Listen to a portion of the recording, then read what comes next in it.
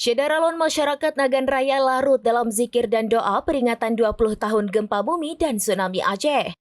Peringatan tahun ini di Nagan Raya berlangsung di TPI Kuala Tuha, Kecamatan Kuala Pesisir pada Kamis 26 Desember 2024.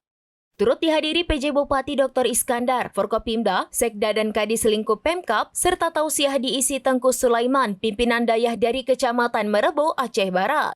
PJ Bupati Iskandar mengatakan tidak terasa 20 tahun telah berlalu gempa dan tsunami Aceh dan menjadi sejarah bagi masyarakat Aceh.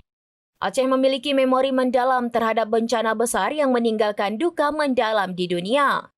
Memori ini bukan hanya kenangan semata, tetapi menjadi pelajaran untuk tetap waspada dan peduli terhadap potensi bencana. Lalu tentu saja ini sebuah musibah, gempa yang disusul oleh tsunami.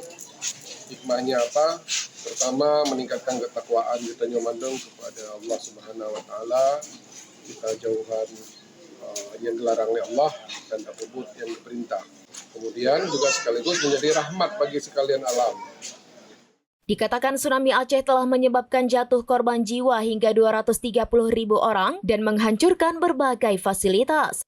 Bencana bukan saja meninggalkan duka, tetapi pelajaran solidaritas kemanusiaan di mana berbagai negara tiba di Aceh untuk membantu. Dari Nagan Raya, Rizwan, serambinews.com.